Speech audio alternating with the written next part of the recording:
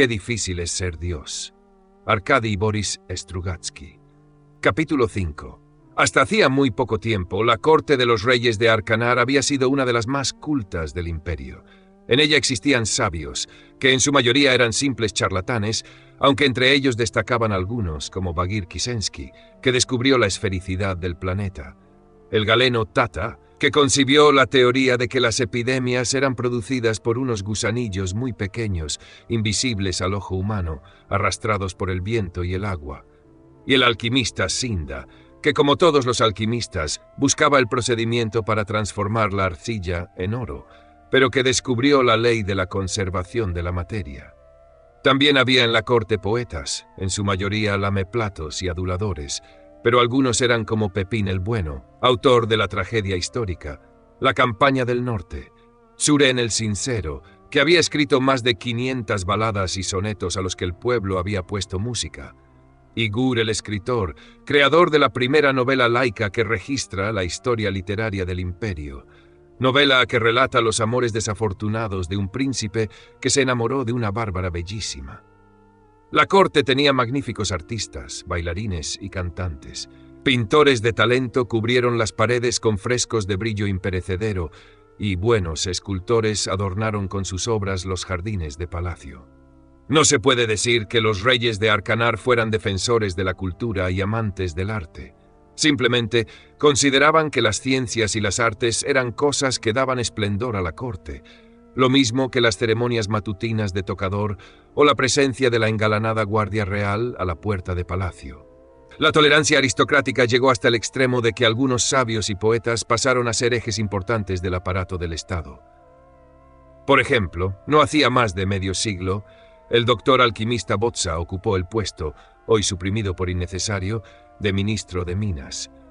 Empezó la explotación de varios yacimientos e hizo que Arcanar fuera famoso por sus magníficas aleaciones, cuyo secreto cayó en el olvido tras la muerte de Botza. Y Pepín el Bueno dirigió la instrucción pública hasta que, hacía relativamente poco tiempo, fue eliminado el Ministerio de Historia y Bellas Artes que él dirigía, por considerar que su labor era peligrosa y corrompía las mentes. Claro está que antes también se habían dado casos en que un pintor o un sabio no del agrado de la favorita real, que generalmente era alguna dama voluptuosa y estúpida, había sido vendido al extranjero o envenenado con arsénico. Pero hasta Don Reba, nadie se había dedicado verdaderamente a ello. Durante los años que Don Reba llevaba ejerciendo el cargo de ministro omnipotente de seguridad de la corona, había hecho tales estragos en el mundo cultural de Arcanar que incluso algunos grandes nobles habían expresado su disgusto, manifestando que la corte estaba aburrida y que durante los bailes tan solo se oían chismes idiotas.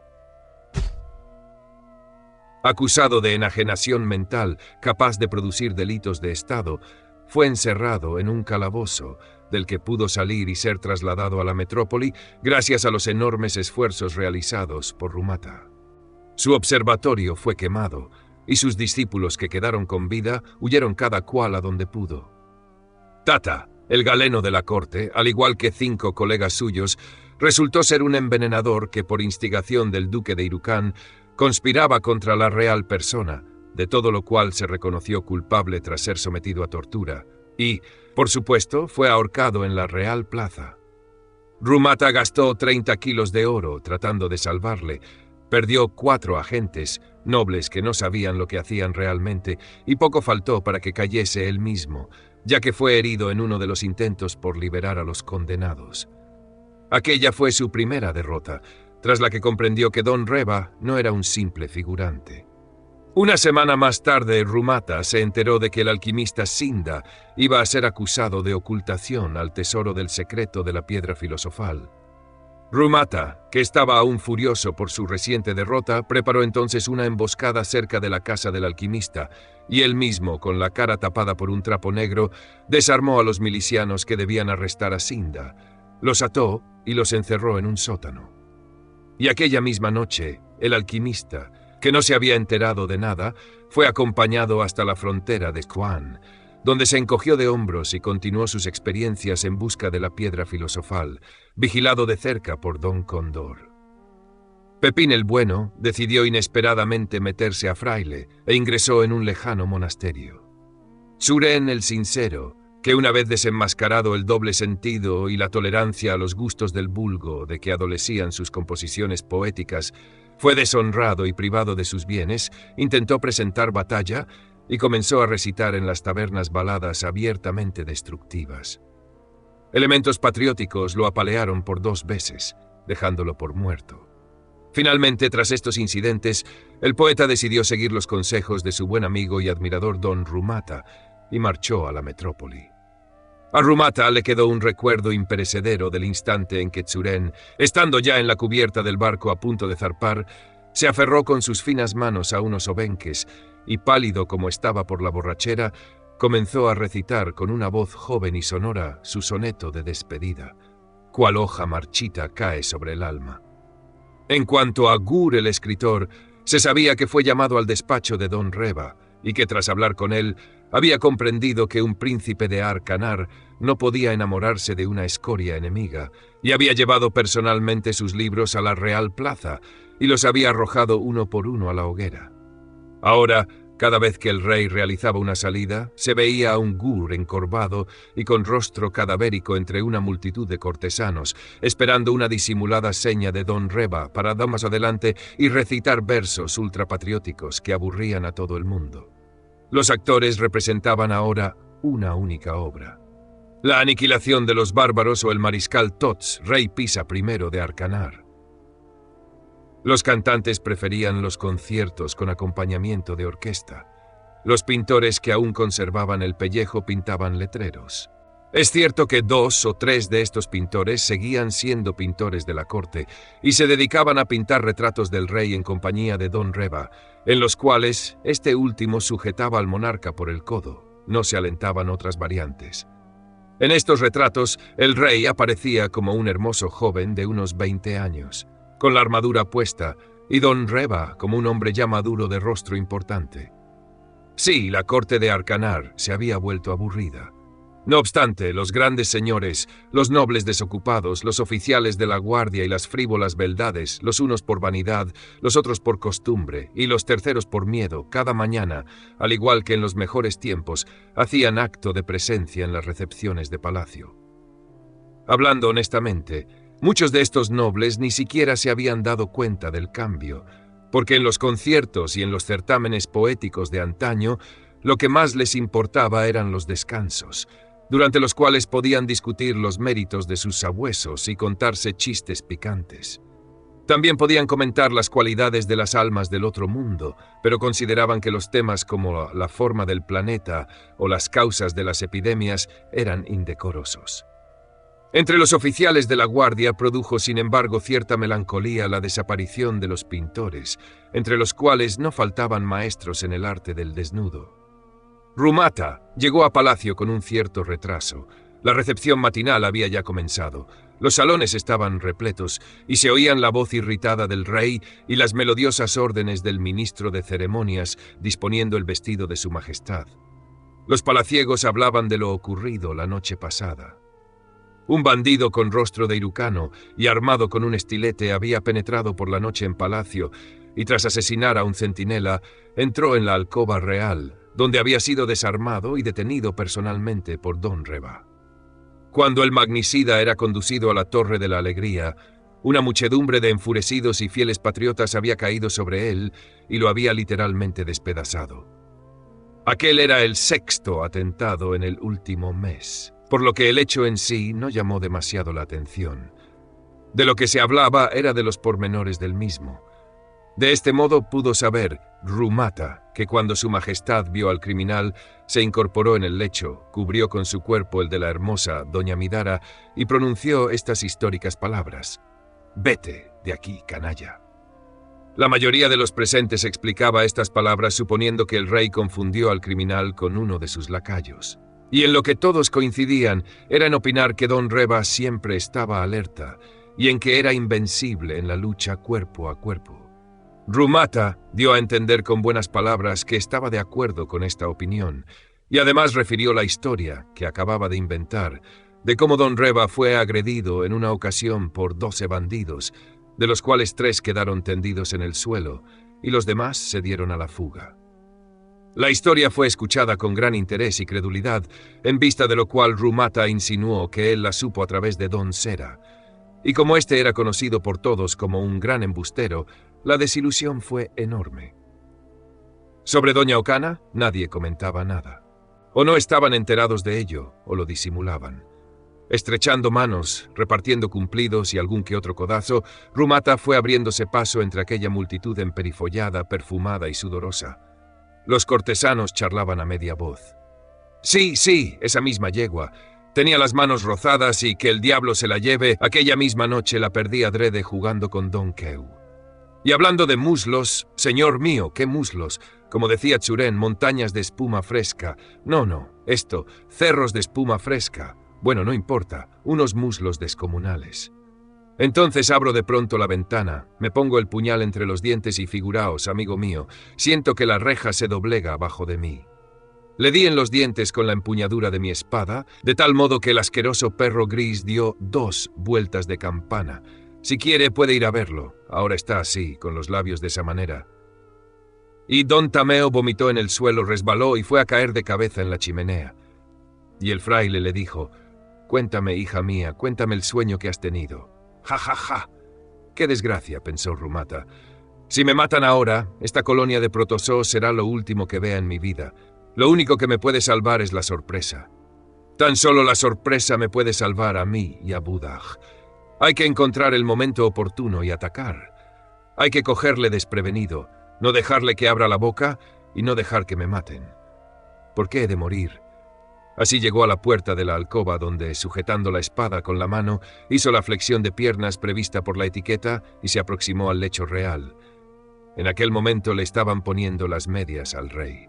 El ministro de ceremonias seguía con la vista los ágiles movimientos de los 2 ayudas de cámara que realizaban la operación. A la derecha de la revuelta cama estaba Don Reba, conversando en voz muy baja con un hombre alto y huesudo con uniforme militar de terciopelo gris. Aquel personaje era el padre Tsupik, uno de los jefes de las milicias grises y coronel de la guardia de palacio. Don Reba, como buen cortesano, sabía hablar de modo que, a juzgar por la expresión de su rostro, lo mismo podía estar alabando las virtudes de una yegua que el buen comportamiento de la sobrina del rey. Pero el padre Tsupik era militar, y antes había sido tendero de ultramarinos, y no sabía disimular. Así que el coronel palidecía, se mordía los labios, apretaba y aflojaba los dedos que sujetaban la espada, y finalmente contrajo una mejilla, dio bruscamente media vuelta y, faltando a todas las reglas de etiqueta, salió de la alcoba. Todos los que contemplaban la escena se quedaron helados ante tamaña falta de educación. Don Reba siguió su marcha con una indulgente sonrisa, mientras Rumata, que conocía los roces que se habían producido entre Don Reba y el alto mando gris, se hacía una tajante reflexión. Ahí va otro difunto. La historia del capitán Pardo Ernst Rem estaba a punto de repetirse. El rey tenía ya las 2 medias puestas. Los ayudas de cámara, atendiendo a una melodiosa orden del ministro de ceremonias, cogieron con las puntas de sus dedos, con veneración, los zapatos del soberano. En aquel momento el monarca apartó a los ayudas de cámara con los pies y se volvió hacia Don Reba con tanta energía que su vientre se montó sobre una de sus piernas, lo mismo que un saco bien repleto. «Ya, estoy harto de atentados», gritó el rey histéricamente. «¡Atentados! ¡Atentados! Ya, es hora de que pueda dormir por las noches sin tener que luchar con asesinos. ¿Por qué no lo arreglas para que los atentados se produzcan de día?» «¡Eres un mal ministro, Reba! Otra noche así y daré orden de que se encarguen de ti». En aquel momento Don Reba hizo una reverencia, con la mano derecha puesta sobre su corazón. «Oh, tras estos atentados me duele terriblemente la cabeza». El rey cayó de repente y prestó atención a su vientre. El momento era propicio.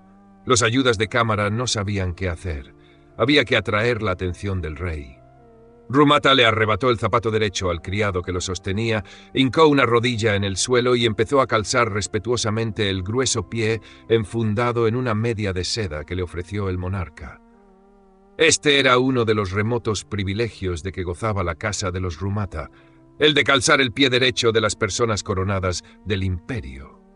El rey lo miró turbiamente, pero de pronto en sus ojos brilló un relámpago de interés. «¡Ah, eres Rumata!», exclamó. «¿Todavía estás vivo?».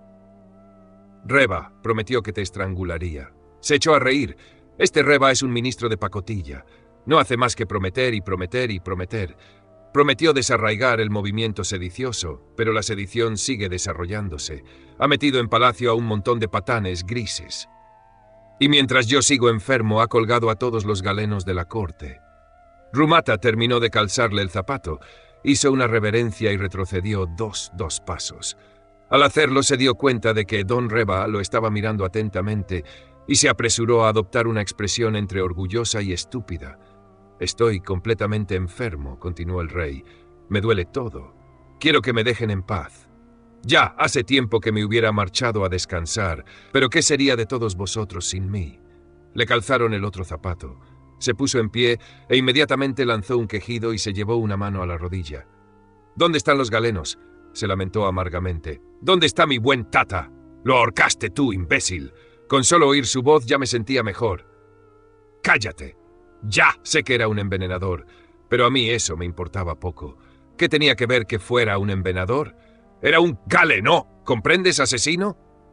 Un galenó envenenaba a unos, pero a otros los curaba.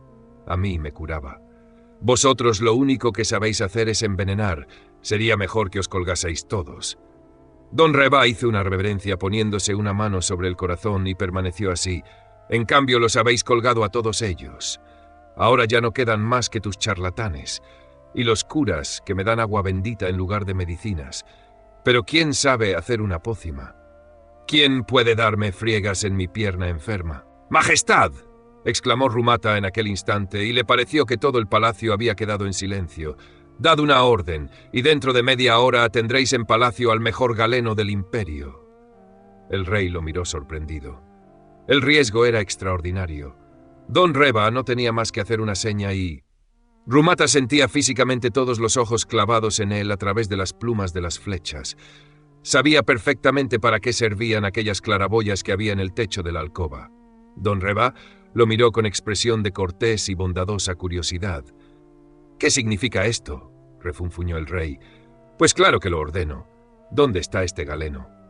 Rumata hizo un esfuerzo. Le parecía que las puntas de las flechas se clavaban ya en su espalda. «¡Majestad!», dijo apresuradamente. «Ordenad a don Reva que traiga aquí al insigne doctor Budaj». A don Reva le había faltado decisión. Lo principal ya estaba dicho, y Rumata aún seguía vivo. El rey dirigió sus empañados ojos hacia el ministro de Seguridad de la corona.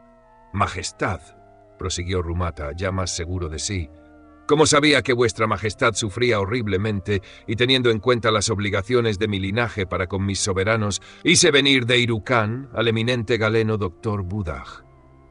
Por desgracia, por el camino el insigne doctor fue apresado por las milicias grises de nuestro respetado don Reva, y hace una semana que solo él conoce lo que haya podido ocurrir después. Tengo la seguridad de que este galeno no está lejos de aquí, tal vez en la Torre de la Alegría. Y confío en que esa incomprensible fobia que siente don Reva por los curanderos no haya tenido aún funestas consecuencias para la suerte del doctor Budaj». Al terminar de hablar, Rumata contuvo la respiración. «Parece que todo ha salido a pedir de boca», pensó. «Prepárate ahora, don Reva». Con estos pensamientos miró a don Reva y se quedó helado. El ministro de Seguridad de la corona permanecía tan tranquilo como siempre, y solamente movió la cabeza como si le reprochase su acción con un cariño paternal. Rumata no esperaba aquello. «Este hombre es sorprendente», pensó, pero el rey sí procedió como esperaba. «Bandido», graznó, «¿dónde está ese doctor? Responde pronto, te estrangulo». Don Reva sonrió amigablemente y dio un paso adelante. «Vuestra Majestad», dijo, «es realmente un soberano dichoso, puesto que son tantos sus fieles súbditos que a veces se estorban entre sí en su deseo de servirlo». El rey lo miró inexpresivamente. «No niego que el noble propósito de una persona tan vehemente como don Rumata, lo mismo que todo lo que ocurre en el reino, me es conocido. No niego que fui yo quien mandó al encuentro del doctor Budaj a nuestros tutelares milicianos grises, con el único propósito de ahorrarle a ese venerable anciano los posibles contratiempos de un viaje tan largo. Tampoco niego que no me apresuré a presentar ante su majestad a Budag el Irucano. ¿Y cómo te atreviste a hacer eso?, le reprochó el rey. Vuestra Majestad, don Rumata es joven aún, y tan inexperto en política como diestro en lances de honor. Él no sabe las bajezas de que es capaz el duque de Irucán, llevado por la profunda y feroz ira que siente contra vuestra Majestad. Pero nosotros estamos vigilantes, ¿no es así, Majestad? El rey asintió con la cabeza. Es por eso por lo que creí necesario llevar a cabo primero una pequeña investigación. No creo que sea prudente apresurarnos, pero si su Majestad, una reverencia al rey, y don Rumata, una inclinación de cabeza a Rumata, insisten, hoy mismo después de comer, el doctor Budag comparecerá ante vuestra Majestad para iniciar vuestra curación. No sois tonto, don Reba, aceptó el rey. No está mal llevar primero a cabo una investigación, nunca está de más. ¡Maldito Irucano! Dio un alarido y volvió a cogerse la rodilla. ¡Maldita piel! Bien, lo espero después de comer. El rey se apoyó en el hombro del ministro de ceremonias y se dirigió lentamente hacia la sala del trono, pasando junto a Rumata, que no podía salir de su asombro. Cuando el rey se hubo perdido entre el nutrido grupo de cortesanos que le abrían paso, don Reba le dirigió a Rumata una amable sonrisa y le preguntó: «Esta noche estáis de guardia en la alcoba del príncipe, ¿no es así?» Rumata asintió sin decir palabra. Rumata se dedicó a recorrer los interminables pasillos de palacio, oscuros, húmedos y que olían a amoníaco y a podredumbre. Iba pasando a través de suntuosas habitaciones adornadas con alfombras y tapices, por gabinetes llenos de polvo, con ventanas estrechas y enrejadas, y junto a almacenes llenos de trastos viejos. Por allí casi no había gente. Eran raros los cortesanos que se aventuraban a recorrer aquel laberinto de la parte posterior de palacio, donde de los regios aposentos se pasaba sin transición aparente a la cancillería del Ministerio de Seguridad de la Corona. Allí no era difícil perderse. Aún era reciente el caso ocurrido a una patrulla de la Guardia Real cuando iba haciendo el recorrido exterior de palacio. La patrulla fue sorprendida por las desesperadas voces de un hombre que, dirigiéndose a ella, sacaba sus arañados brazos por entre las rejas de una tronera. «¡Salvadme!», gritaba el desdichado. «Soy un paje. No sé cómo salir de aquí. Hace ya 2 días que no como. ¡Sacadme de este encierro!». Y durante 10 días estuvieron discutiendo los ministros de Finanzas y del Patrimonio Real, hasta que finalmente decidieron cortar la reja. Durante estos 10 días hubo que alimentar al pobre paje haciéndole llegar el pan y la carne pinchados en la punta de una pica. También eran peligrosos aquellos corredores, porque en ellos los soldados de la Guardia Real, que siempre estaban algo bebidos, solían tropezarse con los grises que guardaban el ministerio, que tampoco eran abstemios. En aquellos encuentros solían enzarzarse a espadazos hasta que se cansaban, tras lo cual cada bando se marchaba por su lado llevándose sus heridos. Finalmente se rumoreaba que por allí se paseaban también los difuntos, que tras 2 siglos de existencia de palacio no eran pocos. Del interior de una cavidad de la pared surgió un centinela gris con el hacha preparada. «Está prohibido el paso», dijo secamente. «¿Y tú qué sabes, imbécil?», respondió Rumata distraídamente, a la vez que lo apartaba con una mano. Siguió adelante y se dio cuenta de que el centinela ni se movió de su sitio. De pronto se dio cuenta de que las palabras afrentosas y los gestos vulgares le salían espontáneamente, y no por el hecho de estar representando el papel de un cínico de alta cuna, sino porque hasta cierto punto actuaba ya así. Se imaginó a sí mismo en la tierra con aquellos modales y sintió vergüenza. «¿Cómo me ha ocurrido esto?», pensó. «¿A dónde han ido a parar mi educación y el respeto que me inculcaron de pequeño hacia mis semejantes, esos seres magníficos que se llaman hombres? Y lo peor es que ya no hay quien pueda salvarme», se horrorizó. «Porque los odio realmente, los desprecio. No siento hacia ellos la menor lástima. Los odio y los desprecio. Puedo justificar la brutalidad de este muchacho al que acabo de apartar de mi paso por las condiciones sociales en que se ha desarrollado, por la educación tan feroz que ha recibido, por todo lo que se quiera, pero veo claramente que es mi enemigo, que es el enemigo de todo lo que yo quiero, de mis amigos y de lo que considero más sagrado. Y por eso mi odio no es teórico, no es el odio al representante típico de una sociedad, sino algo personal. Lo odio por la cara babosa que tiene, por lo que apesta su cuerpo sucio, por ser ciego en su fe, por su rabia hacia todo lo que rebasa los límites de sus instintos carnales y su afición a la bebida. Ahí está ahora ese cernícalo, a quien no hace aún medio año su panzudo padre molía a palos con la sana esperanza de poderle enseñar a vender harina pasada y confituras en almíbar, resollando e intentando en vano recordar los párrafos mal empollados del reglamento y sin saber qué hacer. Si darme un hachazo, gritar «¡A mí la guardia!» o simplemente dejarme pasar sin que nadie se entere. Esto último es lo que hará, y luego volverá a meterse en su cavidad y seguirá rumiando su corteza de mascar y babeando. Y no hay nada más de este mundo que le interese, ni siquiera pensar. ¿Pensar? ¿Para qué? ¿Acaso nuestro águila Don Reba es mejor que él? Es cierto que su psicología está más embrollada y sus reflejos son más complejos, pero sus ideas son parecidas a los laberintos de este palacio, que apestan a amoníaco y a crímenes, y él se ha convertido ya en un ser vil, en un criminal horrible, en una araña despiadada. Y yo vine aquí por amor a los hombres, para ayudarles a erguirse y a ver el cielo. Pero está visto que soy un mal explorador, no sirvo para sociólogo. ¿Cuándo habré caído en el pantano del que hablaba Don Cóndor? ¿Es que un dios puede tener algún otro sentimiento que no sea la piedad? A espaldas de Rumata se oyeron pasos por el corredor. Rumata se detuvo y posó una mano en su espada, pero quien venía hacia él era Don Ripat. «¡Don Rumata! ¡Don Rumata!», llamó desde lejos en voz baja. Rumata soltó la espada. Cuando llegó a su lado, Don Ripat miró hacia atrás y dijo a su oído: «Hace una hora que os estoy buscando. Vaga Coleso está en palacio. Está hablando con Don Reba en los aposentos lilas». Rumata frunció las cejas por un instante. Luego se separó prudentemente y dijo con tono de sorpresa: «¿Os referís al célebre bandido? ¿Pero acaso no es un personaje imaginario? O mejor dicho, ¿no había sido ya ejecutado?». El teniente se pasó la lengua por sus resecos labios. «Existe, respondió, y ahora está en palacio. Pensé que os podría interesar», dijo Rumata. «A mí me interesan los rumores, los chismes, los chistes. La vida es tan aburrida».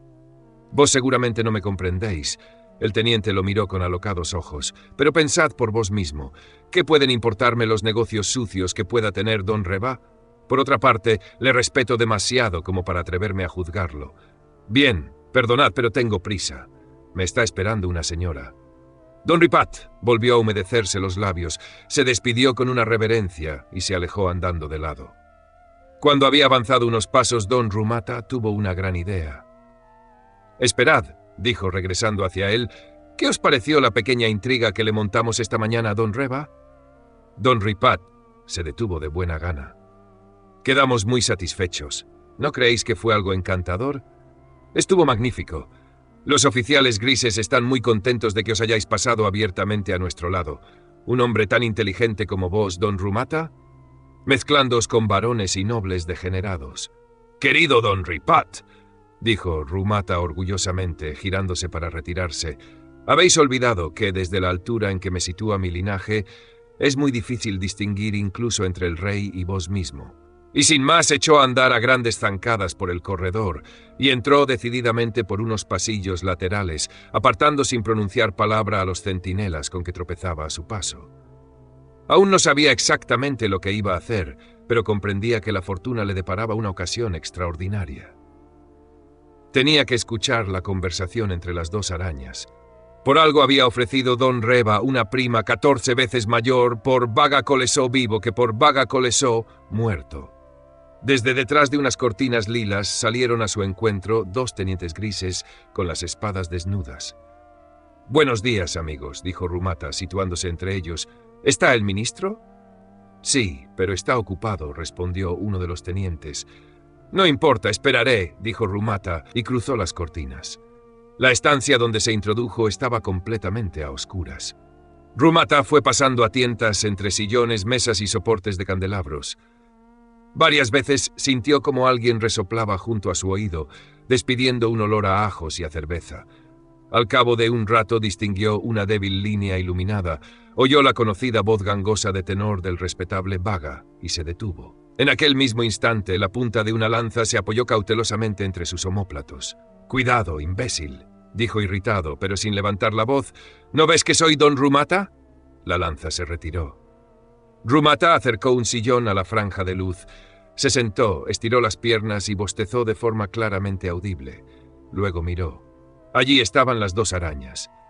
Don Reba estaba sentado en una postura muy incómoda, con los codos sobre la mesa y los dedos entrelazados.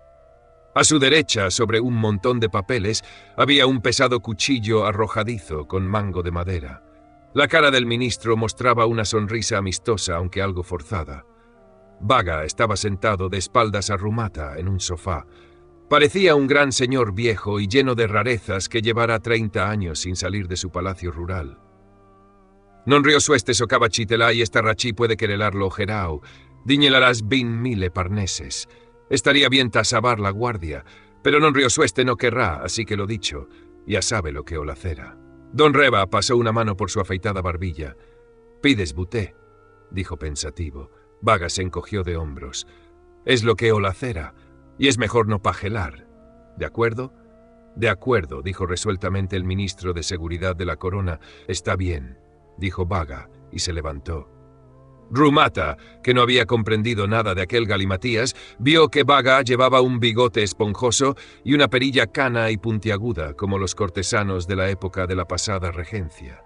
«Ha sido muy agradable hablar con vos», dijo Vaga. Don Reba se levantó también. «Lo mismo digo», murmuró. «Es la primera vez que veo a alguien tan decidido».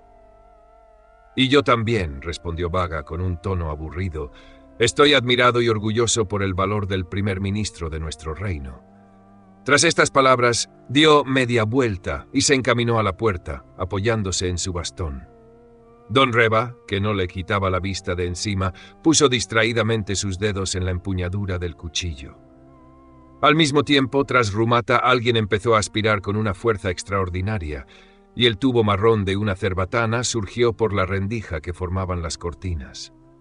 Don Reba permaneció de pie, como escuchando durante unos segundos, y luego se sentó. Abrió un cajón de la mesa, sacó unos papeles y se puso a leerlos.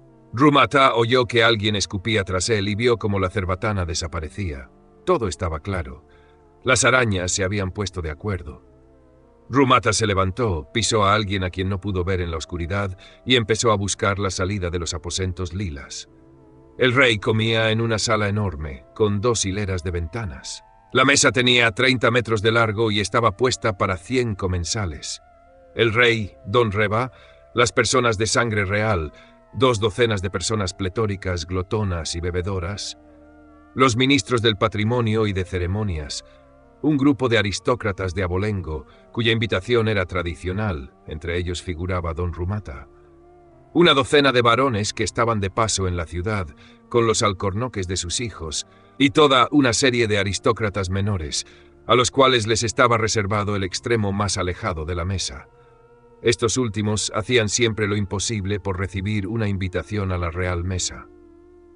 Cuando por fin recibían esta invitación con los números de los cubiertos que tenían reservados, recibían igualmente con ella una advertencia. En la mesa hay que estar quietos. A su majestad no le gusta cuando hay movimiento. Las manos deben ponerse sobre la mesa, porque al rey no le gusta que nadie las esconda bajo ella. No hay que mirar hacia los lados ni hacia atrás, pues al soberano tampoco le gusta esto.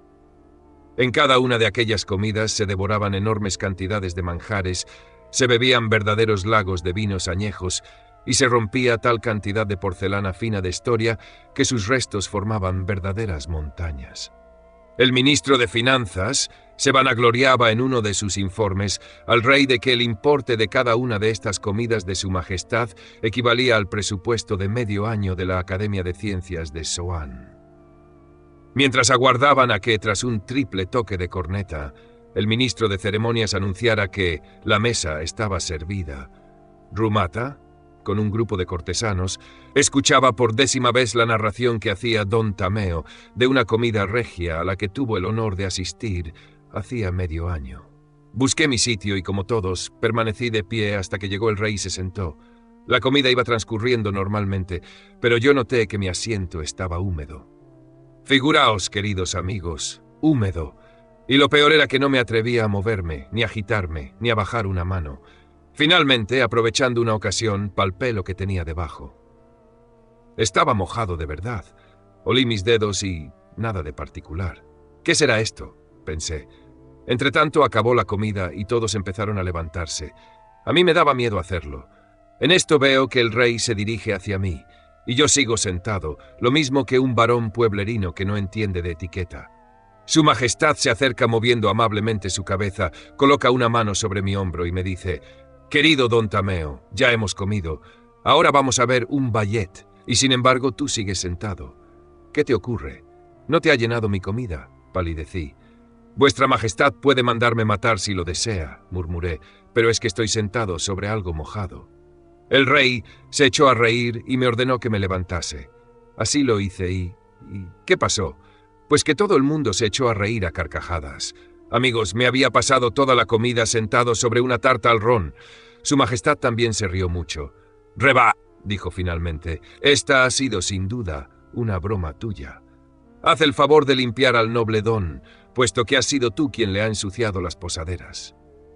Y don Reba, muerto de risa, sacó su puñal y empezó a rascar los restos de tarta que habían quedado adheridos a mis calzones. ¿Os figuráis cuál era mi situación? No quiero ocultar que estaba temblando, porque temía que don Reba, considerándose rebajado públicamente, se vengara de mí. Afortunadamente, todo terminó bien. Aquel fue el día más feliz de mi vida. Nobles, dones. Cómo se reía el rey. Qué satisfecho estaba su Majestad. Los cortesanos se reían a carcajadas. Aquellas bromas eran frecuentes en la mesa real. Se las arreglaban de forma que los invitados se sentasen sobre follégras, en sillas con las patas rotas, sobre huevos de oca. También le podían poner a uno agujas envenenadas en el asiento. Al rey le gustaba que lo divirtieran. Rumata pensó: «¿Qué haría yo si me ocurriera lo que a don Tameo? Me temo que el rey tendría que buscarse otro ministro de seguridad y que el instituto se vería obligado a mandar a Arcanar a otra persona. Hay que estar siempre alerta, lo mismo que nuestro águila don Reba». Sonaron las cornetas, el ministro de ceremonias gritó melodiosamente, el rey entró cojeando y todos empezaron a sentarse. En los ángulos de la sala, unos soldados de la Guardia Real permanecían inmóviles, apoyados en sus mandobles. A Rumata le tocaron dos vecinos poco habladores. A su derecha se encontraba don Pifa, rollizo, comilón y esposo de una de las bellezas de la corte, y a su izquierda Gur, el escritor, que no apartaba su mirada del plato vacío. Los invitados se quedaron extasiados mirando al rey. Este se sujetó al cuello una grisácea servilleta, echó una ojeada a los platos y cogió un muslo de pollo.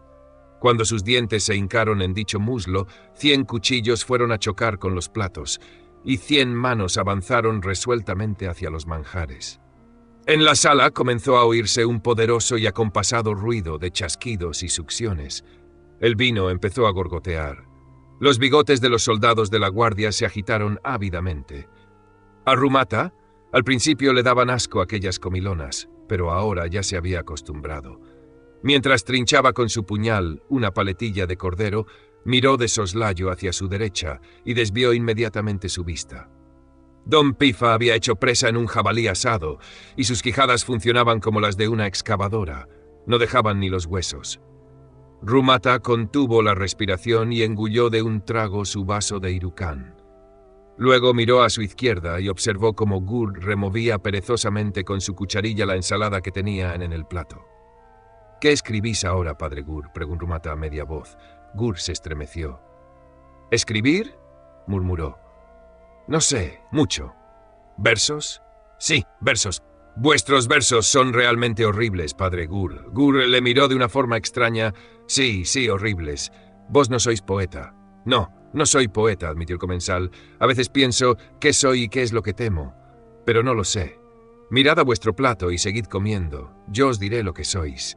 Sois un escritor genial, el descubridor del camino más moderno y más fructífero de la literatura». Las mejillas de Gur comenzaron a enrojecer. «Dentro de 100 años o quizá antes, centenares de escritores seguirán vuestro camino». «¡Que Dios les perdone!», exclamó Gur. «Y ahora os diré lo que teméis. Le temo a las tinieblas, o a la oscuridad. A la oscuridad también.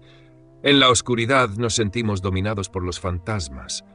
Pero a lo que más temo es a las tinieblas, porque ellas hacen que todo lo que existe a nuestro alrededor se vuelva gris». «Exacto, padre Gur. ¿Sabéis dónde se puede conseguir todavía vuestra obra?». No, no lo sé, ni quiero saberlo. Pues sabedlo, por si acaso.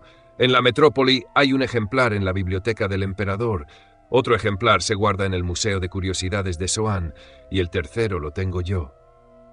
Gur se sirvió con sus temblorosas manos un trozo de jalea. Yo, no sé, miró tristemente a Rumata con sus ojos grandes y hundidos. Me gustaría leerla, releerla. Os la puedo prestar con mucho gusto. Y luego me la devolveréis. Luego os la devolverán, dijo Gur bruscamente. Rumata agitó la cabeza. Don Reva os da miedo, padre Gur. ¿Miedo? ¿Acaso vos habéis tenido que quemar alguna vez a vuestros hijos? ¿No? Entonces, ¿cómo podéis hablar de miedo? Me descubro ante lo que habréis tenido que sufrir, padre Gur, pero al mismo tiempo condeno el hecho de que os hayáis rendido. Gur empezó entonces a susurrar en voz tan baja que Rumata apenas podía distinguir sus palabras en medio del ruido de los comensales. ¿Para qué me decís todo esto? ¿Sabéis acaso lo que es la verdad? La verdad es que el príncipe Jar amó a la hermosa de piel bronceada Vainevnivora y que tuvieron hijos.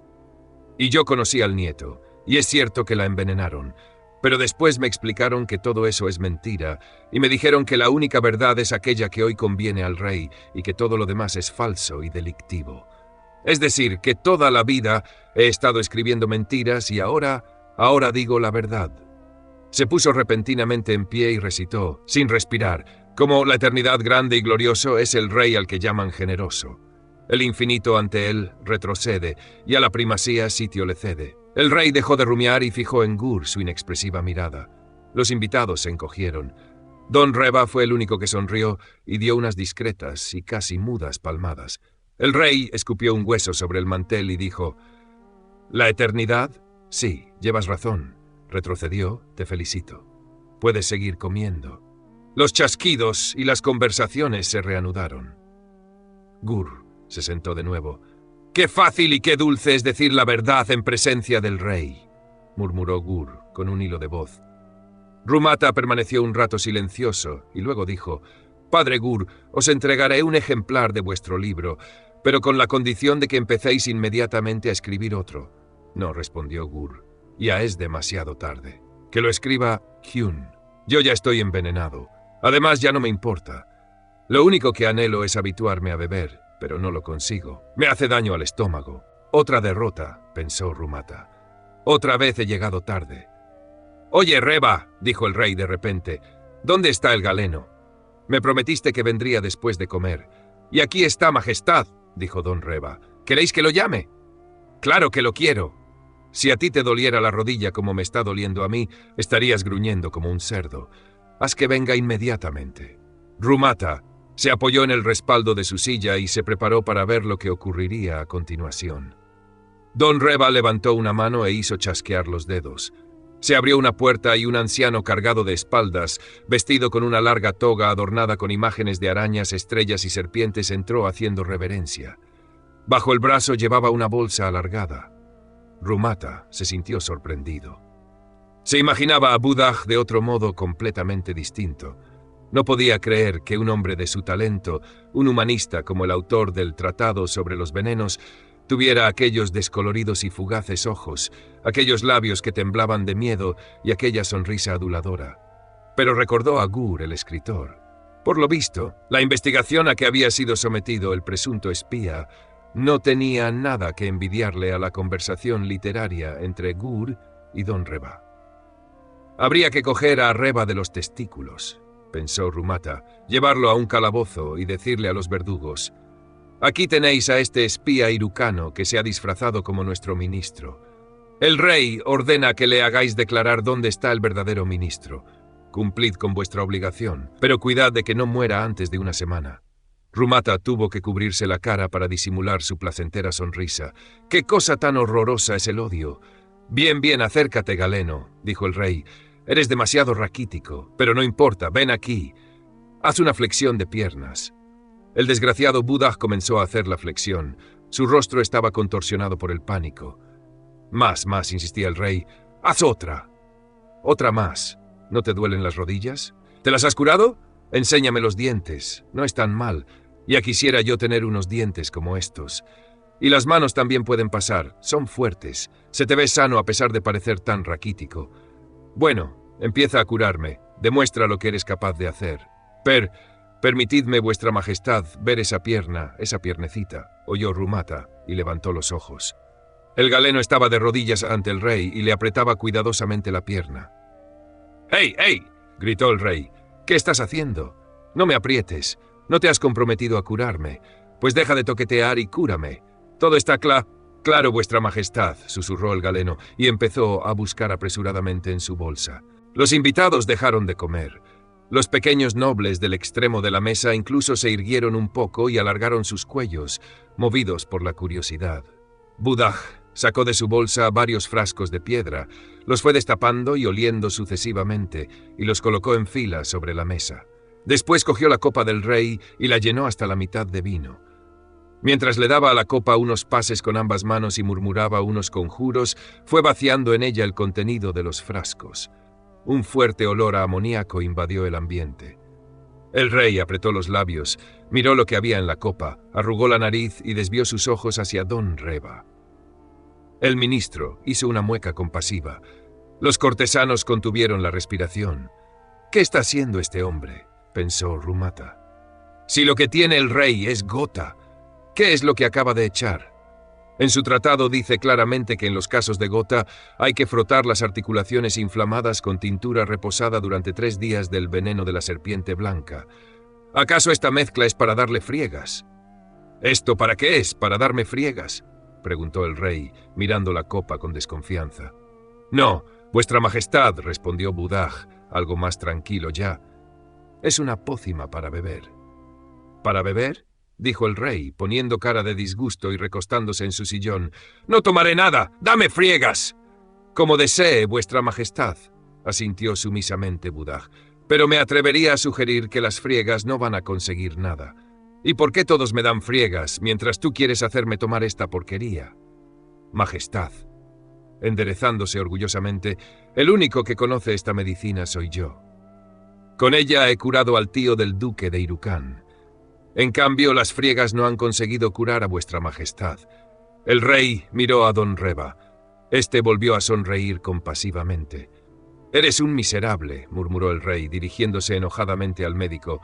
«Un paleto, un raquítico». Cogió la copa. «¿Y si te doy con la copa en los dientes?». Volvió a mirar el contenido de la copa. «¿Y si me produce náuseas?». «En ese caso tendréis que repetir el tratamiento, majestad», dijo Budag, afligido. «Bien, sea lo que Dios quiera», dijo el rey, y se llevó la copa a los labios. Pero de pronto la retiró con tanta violencia que salpicó el mantel. «Bebe tú antes. Y ya sabemos cómo son los irucanos. Vendisteis a San Miki a los bárbaros. Anda, te digo que bebas».